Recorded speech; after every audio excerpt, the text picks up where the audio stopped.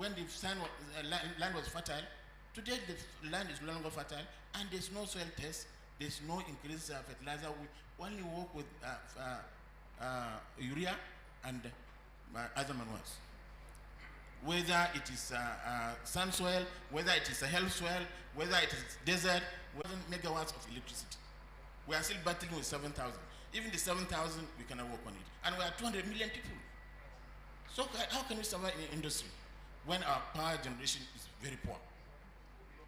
Professor said, but let me give you some good news. As for 12 tests, National Research Institute, it trains, external governments have to come in. There in ABU, they start experimenting from ABU. Must be treated.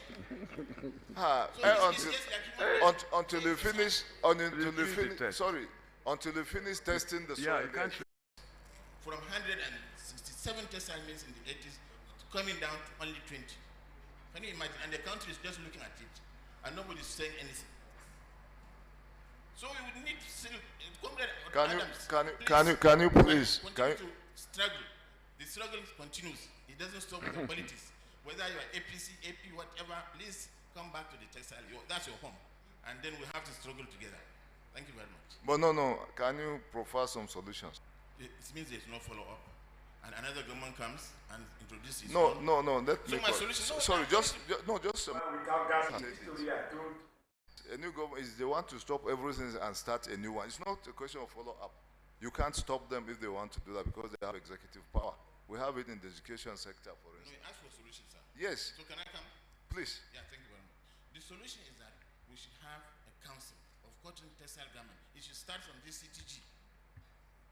The minister has promised now the CTG, PM Achumubu, and planning. This was similar level.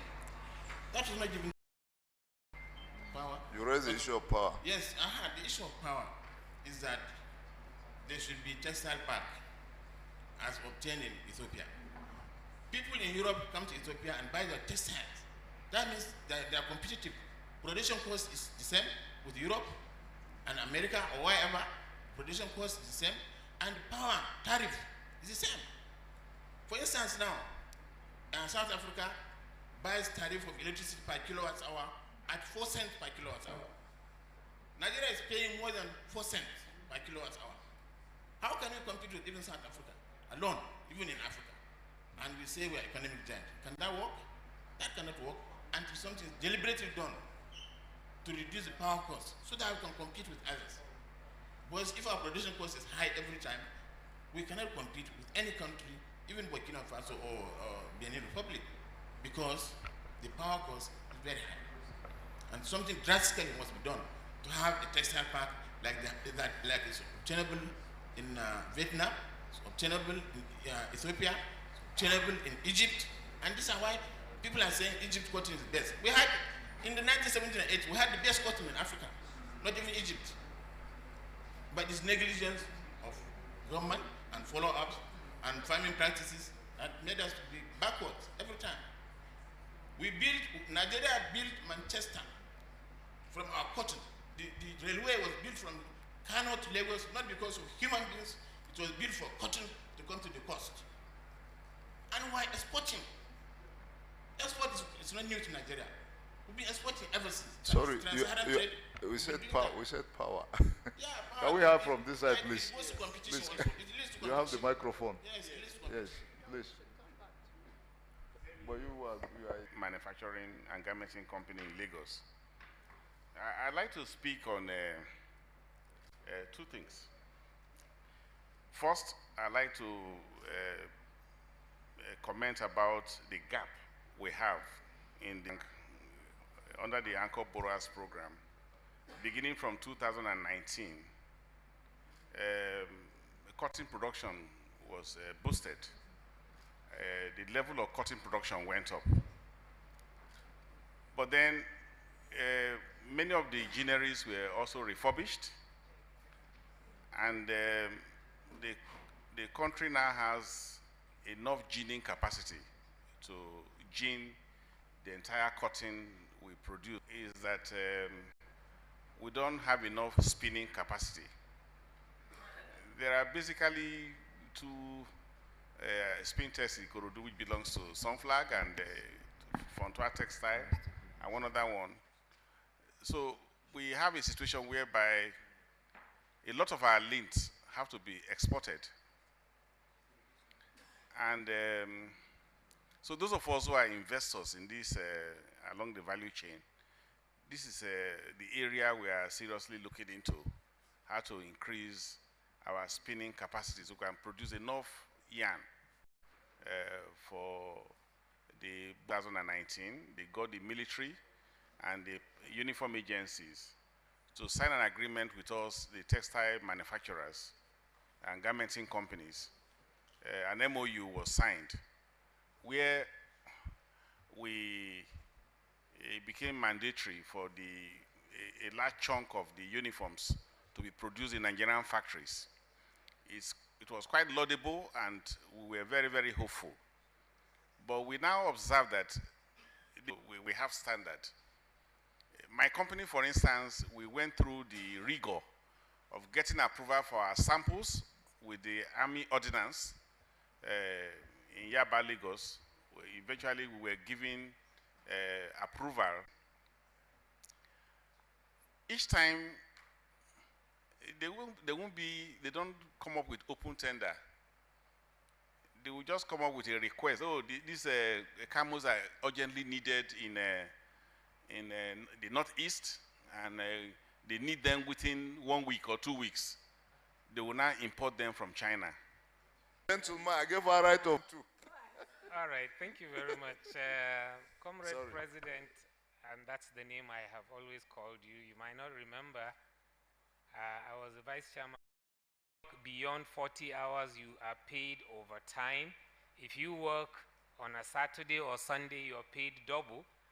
Whereas every textile producing nation today works on productivity basis rather than on hour basis.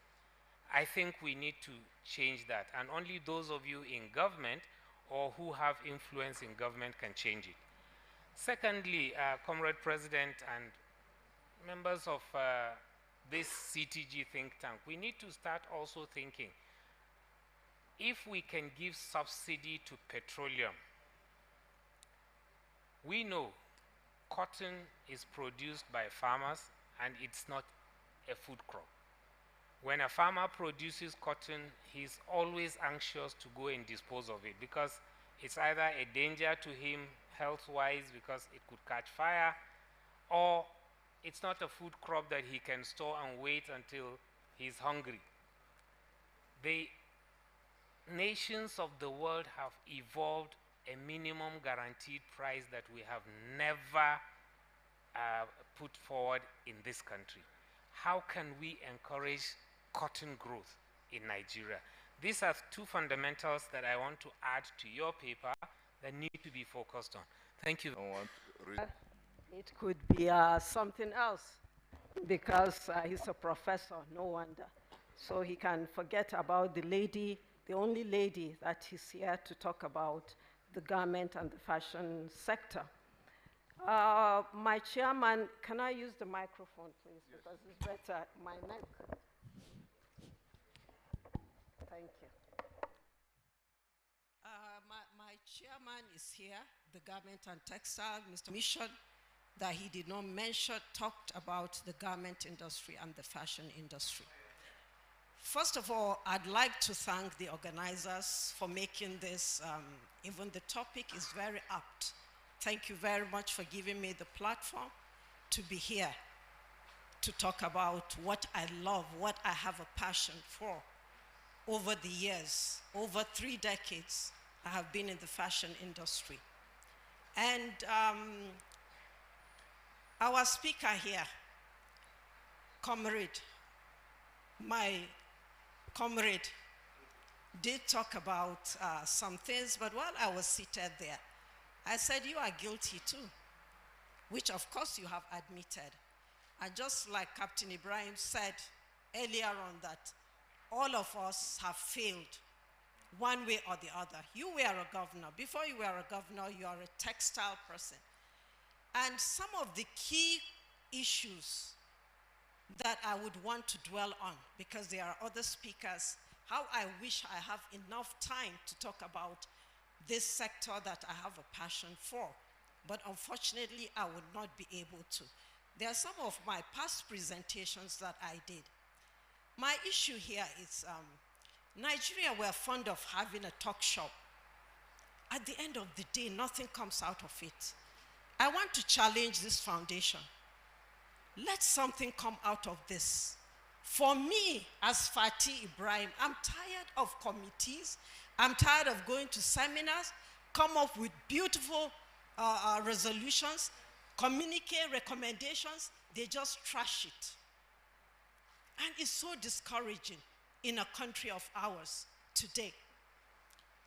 I have been so hard on some of these topics.